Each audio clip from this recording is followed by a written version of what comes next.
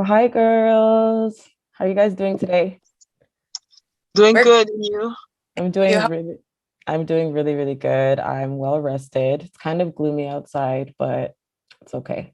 So I know you guys have probably told this story like countless times before, but you guys are the hosts of a podcast called Woke or Whatever, which I'm personally a fan of. I love the way you guys express yourselves unapologetically. Like it's just nice to see Black women just like being themselves. Do you know what I mean? Like, and you guys have your own style set apart. It's really nice. It's really refreshing to see. So, how did Woke or Whatever come about?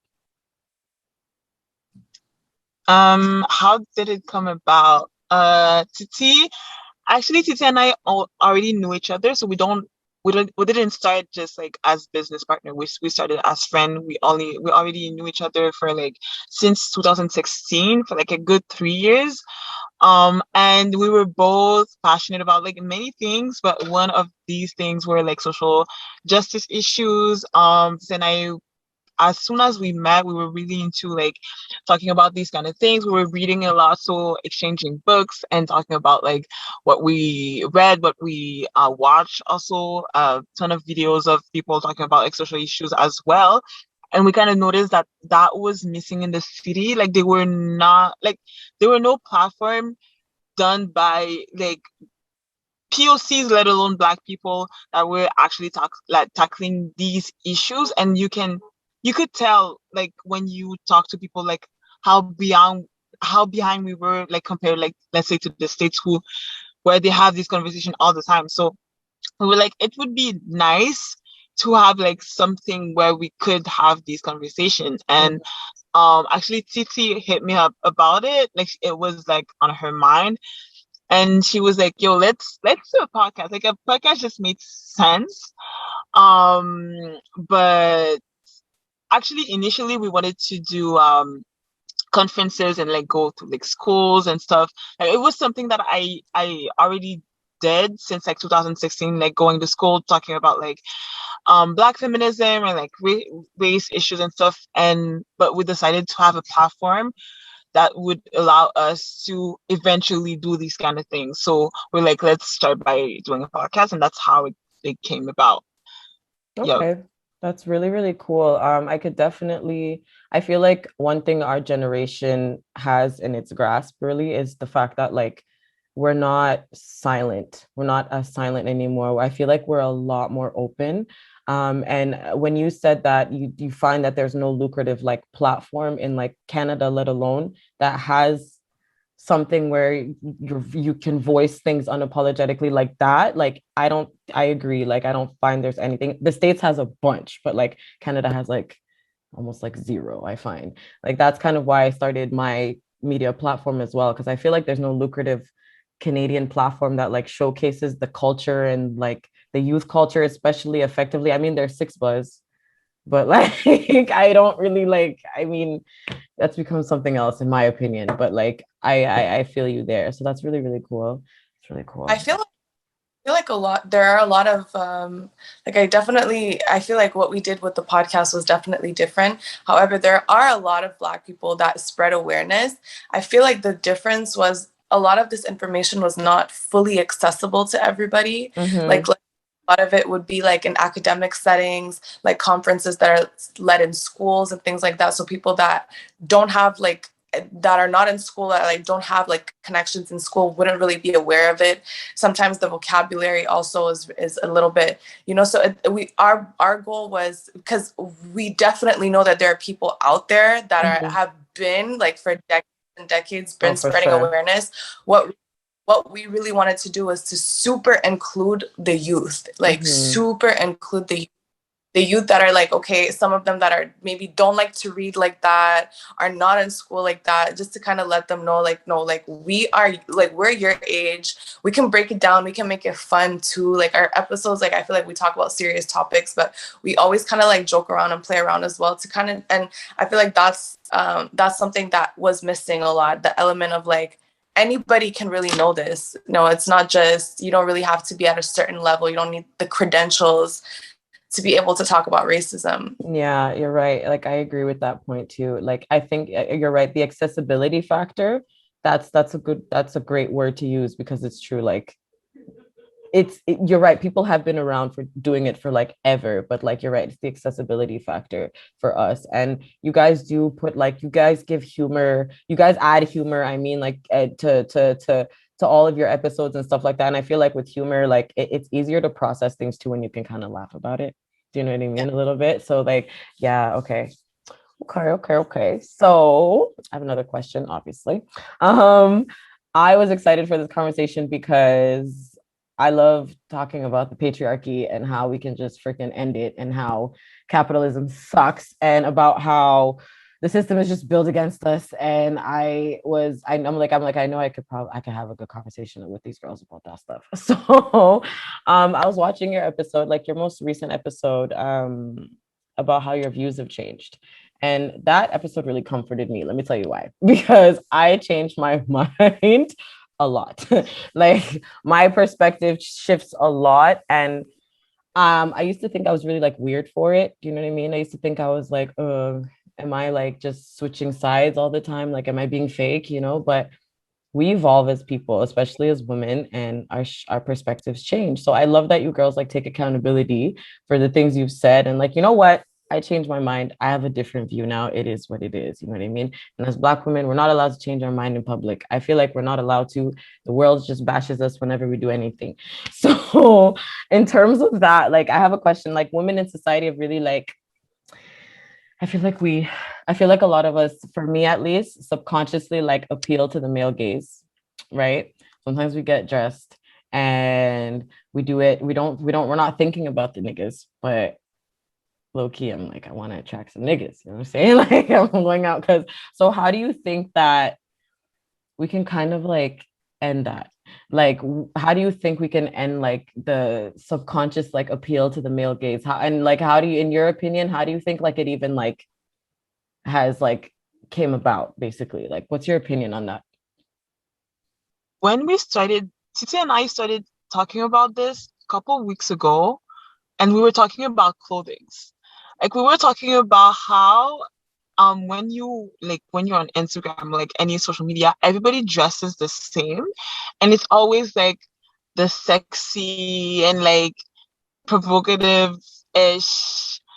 We're on Sheen, Fashion Nova, like the Yeah, bottle, like it's really you can see it, like you know what it is, like and like the answer model kind of look. that Like look. everybody adopted Yeah. the same, well, everybody, like literally everyone adopted the same look.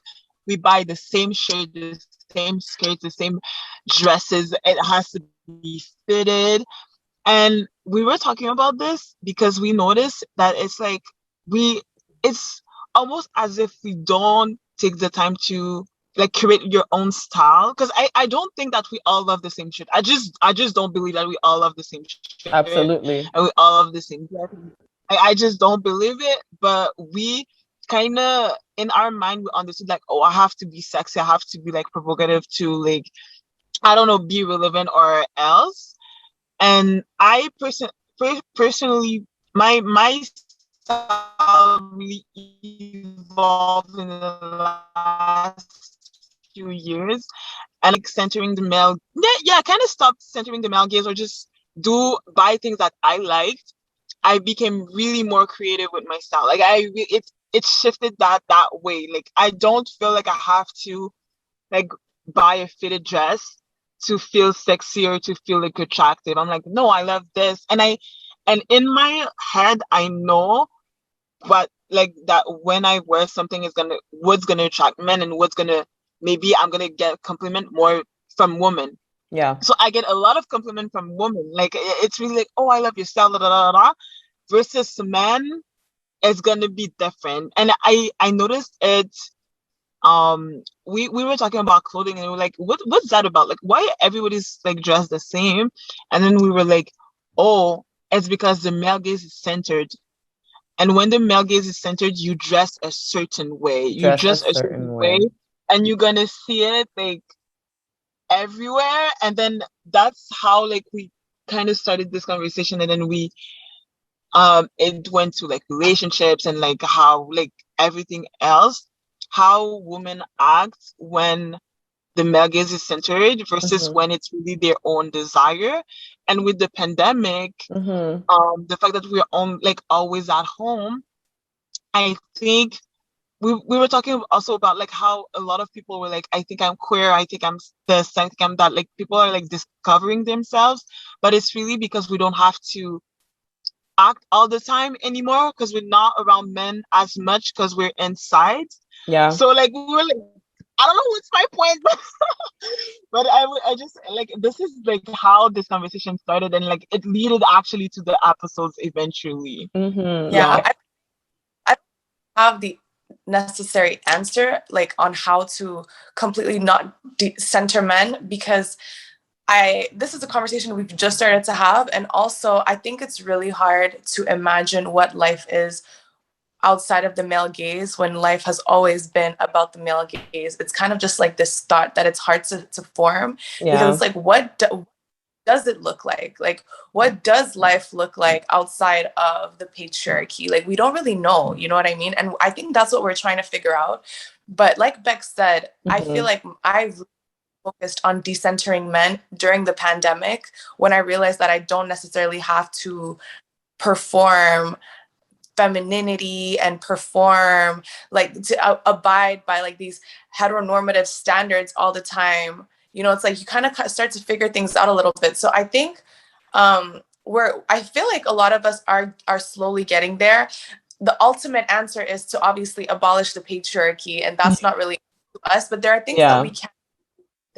we can do to purposely kind of like let go of our proximity to men. A lot of us have proximity to men that we hold on to for dear life, but Mm-hmm. at the same time, we're like, screw the patriarchy. But it's like, yes, but at the same time, like we're holding on to our proximity, especially straight women or straight passing women. So I Mm-hmm. think we feel comfortable with letting go of this proximity to kind of discover other things, you know? Yeah, I agree. I agree. Like what Beck said and what you said as well. Like it's the proximity factor as well. Like because it's like how do you let go? Just in general, how do you let go? It's hard to let go of something that's so familiar. Do you know what I'm saying? Like you said, how we don't know what life or society would be like without the patriarchy or outside of it, right? So, and like Beck said a good point. She said, like during the pandemic, I also kind of did the same thing. I started kind of like just centering myself, you know what I mean? Like just wearing what I want to wear, wearing the things that I like, and I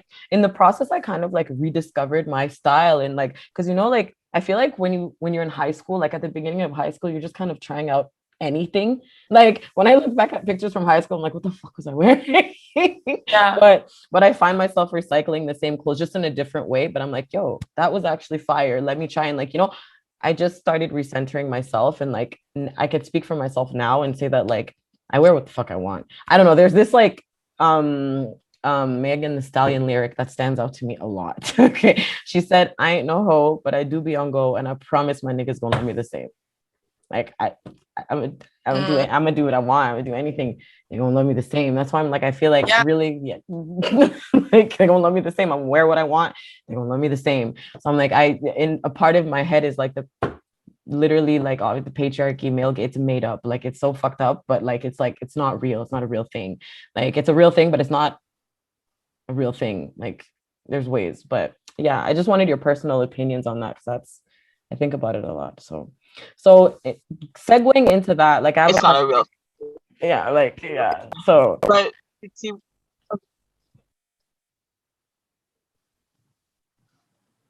did you say something? Sorry, cut off. I think the lag. I think there was a lag oh, Yeah, because I was like, huh? happening. I wanted to add something. I was not sure. I was like, what's happening? Yeah, me Okay. too. I was like, huh?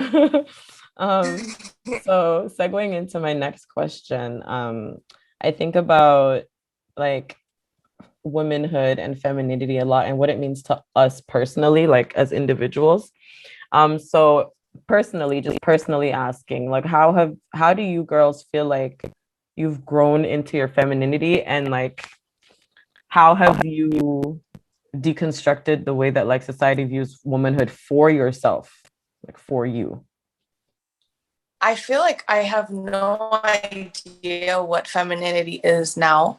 I'm so confused about that. Honestly, I can really say that honestly because I feel like for a long time, my views of femininity were very much based off of what men say femininity is. And subconsciously, I was kind of like placing myself in these boxes that were already created. And we rebranded as like womanhood and freedom, but it's like, no, like it's literally like repackaged patriarchal standards that we call femininity. Yeah. So I don't even know how I would say it, but I just know that there's a lot of things that we call being feminine that I feel like we, especially as Black women, we use femininity as like our safety blanket to be seen, like to be actually seen, to be valued. But femininity, the whole concept of what is feminine is their white supremacist standards. So it's like, how much do I want to hold on to that if I'm seeking Black liberation? You know what I mean? Like, how much do I really want to hold on to that? Like like, you know, I like things that are considered feminine. Like I like to, you know, dress up, nails, all that shit. But it's just at some point it does become oppressive, and I don't think that it's viewed as liberation. So I don't know what my stance is on how I consider myself, like what my femininity is, what my femininity looks like. I just know that there are a lot of things that we're calling feminine energy that I feel like is like literally walking us to that like Mm-hmm. box and Mm-hmm. of you know, it's very much oppressive. So I'm still figuring out how I can stand in my femininity yet still stand away from the standards, and I don't necessarily think that is fully possible. I'm still figuring it out. I love how honest you were because that's a great answer. I don't know is a great answer because I don't know either. That's why I asked. It's like I don't know. Yeah. I was Yeah. like, I want to hear someone else's view on that because I'm like, yo, like even I don't even know what the definition of femininity is anymore. And I feel like a lot of today's views about femininity and society are rooted in misogyny. Yes. So yeah, they're rooted in misogyny. And I'm like, yeah, like I know, like you know what I mean? Like I dress like a guy and like I feel feminine as fuck even in sweatpants and like you know what I Yeah. mean? Um, I think it's I really get, to be honest, I think I want to reject the whole idea of femininity. I think I want to lean really into like non-binary and Mm-hmm. just especially as a Black woman, because I think we crave femininity, and when we said it in the podcast, actually Titi mentioned it in the last episode, we crave femininity, and it's basically being treated as like a white woman, because white women are seen as women and like seen um as like precious, and has oh, we have to defend them, like oh, they're soft, whatever. And I feel like people know people know that they restrict us as Black women as not being really feminine. So as soon as you have an argument with anyone, and you're a Black woman, the first thing that they're gonna say is like you're a monkey, or you're a man, or you're this and you're that. So I'm in my head, I'm just like, what am I holding on to? Like, and then I'm gonna be hurt because you said like I look like a man, or that I'm not feminine enough, or I just And like based for off what? what? So Yeah, I like I based off just I what? I don't it it's really it's been harder for me to make sense of the whole idea of womanhood and the whole idea of femininity. And I feel like and just the way that we talk about it, because there's a movement saying like pushing Black femininity, and like, oh yes, Black women like feeling precious, feeling soft, feeling like, but why do a woman has to be soft? Like, why That was it for me. couldn't Yeah.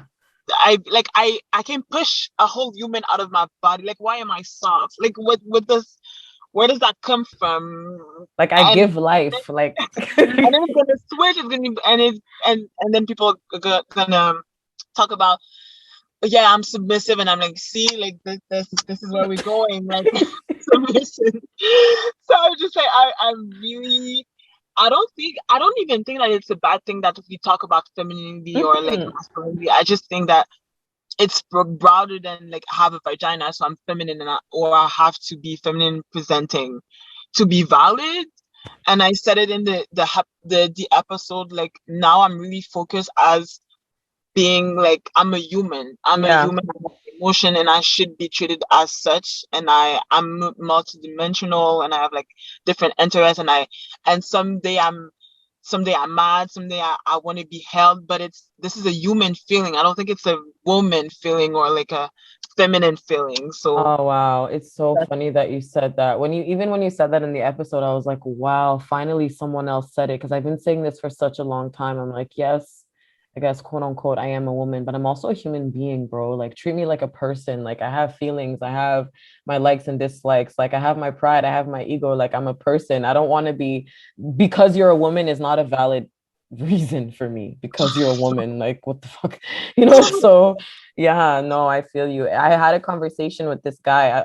I don't know if I want to call it a conversation or argument or whatever, because I don't debate my opinion per se. Personally, I don't, it's my opinion, you know what I'm saying? Yeah. Yeah. So like he posted on his Instagram story and he was like, if a woman tells you that she needs a man who can handle her, run.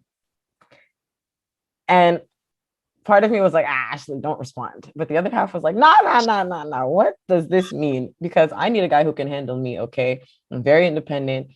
I stand on like I'm a very firm, grounded person. I don't know if you guys can hear it in my voice, but like I I I don't feel like I need a man. Like I really don't feel like I need one. Like if I want one who can handle me. I like to talk. I ask questions. Like, you know what I mean? Like yeah. So I was like, what does that mean? And then he's like, oh, women who are say they need a man who can handle them are combative and aggressive usually and very masculine.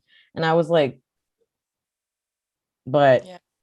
but like I don't know what you're talking about. And I was just like going based off of I said I'm very feminine, but like I stand my ground. So what does that mean? You know what I mean? Like I'm still very feminine based on my personal definition of what femininity is. I'm like, I think I'm, like I feel like I've embraced that energy very well so far. But I'm still like, a woman who stands her ground and I ask questions and I talk back. I guess you could say talk back. And then he's like, oh well, how's that going for you? I was like, first of all, I have a man and he loves me just the way I am, and he cooks for me and he does everything for me. So your point isn't valid to me. It was not valid to me. And we're going back and forth, and he was basically just along the lines of like, oh, women are who speak their mind. I'm like, you don't want a girlfriend, you want a dog. That's what you want. That's what you want. yeah, basically. Like you don't want a girlfriend, you want a dog. And he was just like, well, all of you girls who act this, all of you are single anyway. You have to be submissive for your man. And I was just like, you know what? This is my cue to leave the conversation because I'm gonna cuss you out. So I'm gonna cuss you out. So like, yeah, it's just the fact that you said that, it made me think about that conversation. I was like, I just think it's so fucked up how we can't just be like, do you know how many times I have another question for you guys. Has a man ever told you that you sound like aggressive or like Yeah. like a man? Like yeah, obviously. And again, like that follows the standards of what a woman is versus what a man is, and the whole trait, especially as a Black woman, it's really hard to be viewed as aggressive, just even when you're not saying anything. Like naturally, it's the way that we're perceived. So absolutely, I've heard that a lot, and especially when they hear that you're a feminist, a lot of times they try to pick at you, kind of to like fuck with your head a little bit, try to like, I've had men literally go in my DMs and like said something, and I'm like, why are you telling me this? They're like, oh, I'm just trying to argue with you. Like I'm just trying, like they're trying to like push my buttons kind of, and I don't know what they get that, like where they get that excitement from, but absolutely, I've been told that, and I think yeah, any that doesn't even, like I said, doesn't even say anything can be told that, yeah, it's I true. think I think to me that's why I kind of get away from like the femininity talk, because since I was like 14, like people like are telling me like I'm manly, or like I'm too strong, or I just like I'm doing too much or whatever, or I need to be calmed down.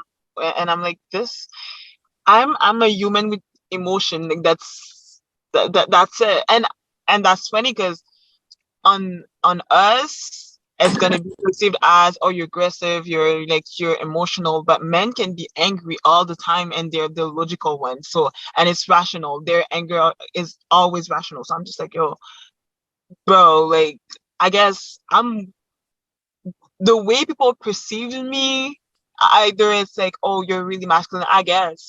I And sometimes I'm guess. like, I guess. No, I guess it honestly. doesn't matter because I'm not with you. Like, I'm not. You're not my partner. You're not even my friend. So it's like, I Yeah. guess. No, honestly, it feels good to like hear other opinions on this because it's really something I think about a lot. Like I think about it a lot because like at the end of the day, your double standards will kill all of us. Like I just want to be who I am. Like I just want to be who I am. Like leave me alone. Don't put me in a box. Like so I live my life. That's how I live my life. I'm just like free to be, free to think, free to leave me alone. Just leave me alone. Like literally, yeah, like leave us alone. So we're almost out of time. I got a little notification up here telling me, oh, you gotta get off soon. So you guys started Woke or Whateva when? Like last year, 2019? October of 2019. October 2019. And ever since you started the platform, the podcast, what have you learned about yourselves like through this process? I feel like I learned I learned to, at the beginning, whenever, and Beck and I kind of built thick skin throughout the process. But at the beginning, I feel like we were very, very hard on ourselves. Very, very hard on ourselves. Whenever we would get the slightest criticism, we would start to rethink our values and like if we were decent human beings. Like it was bad. Like we would really we would we would cry, like, and I feel like throughout the process I've really learned to be kinder to myself. I've learned that about myself, and I've understood how real deconstructing is and how you're not gonna get it right away. And I feel like at the beginning I did feel in a sense that like, oh, I got it. But now a year and a half later, I'm like, there's so many things that I still have yet to learn, and I haven't fully gotten it, and I don't think you could ever fully get it. Yeah. But being in this process has like confirmed that 100%. So I've learned to be kinder with myself. I've learned to set better boundaries because we've had situations, especially with men, that they really tried to fuck us over. Yeah. I've learned to stand my ground more. And these are certain things just about myself that I've learned. There are a lot of other things, but mainly the main thing is really to be kinder to myself and to really, really understand what deconstructing is. And it's not cute. It's messy. It really is messy. It's very, very messy, and it's fine, you know? It's fine. You're right. Yeah. What about you, Beck? I think I learned about myself, and actually us too, like how talented we are. I didn't think I had any skills or any special talent or anything, but I actually got that, first of all, Titi and I are really good at social media, and that it's not anyone that can do that it's a lot of work. It's a lot of work, and the way we think and the way we see things and the way we're like, even being able to talk and people just like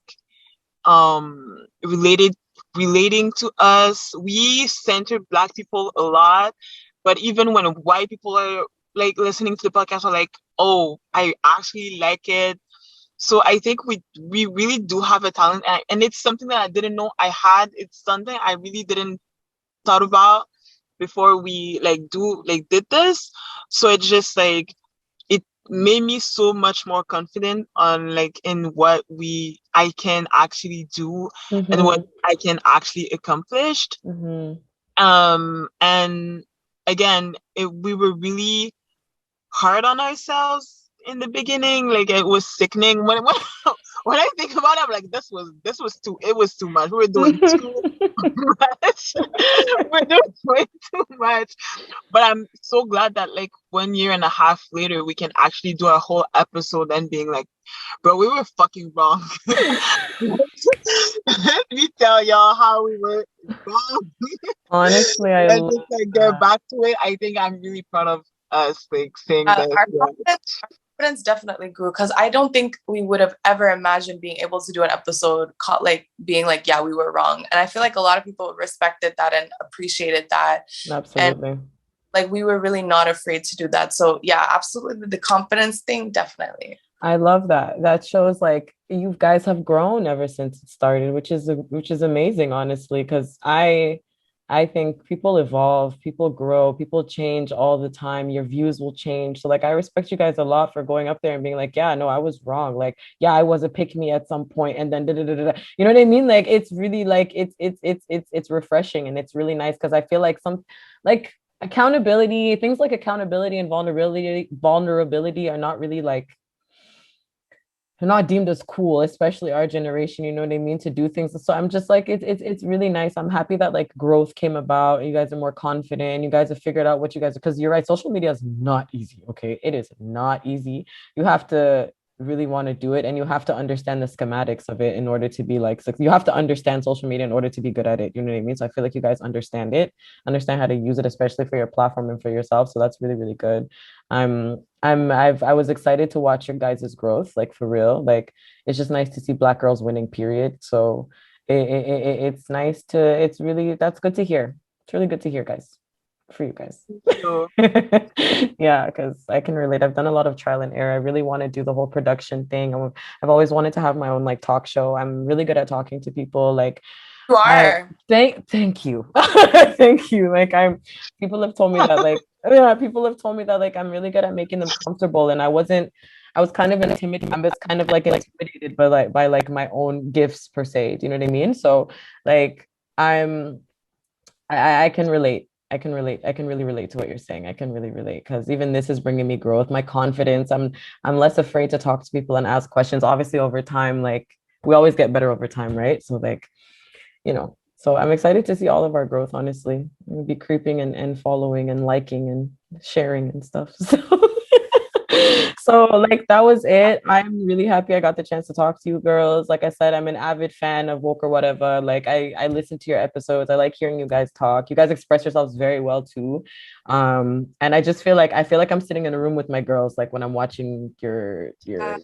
So you're so welcome. Like honestly, you're so welcome. Like I feel like I'm sitting with my girls over some wine and some like snacks. So like that's the vibe I'm also trying to bring with this show and everything. Like we're just talking, man. Real talks. We're just talking. We're just chilling. But you're doing that well.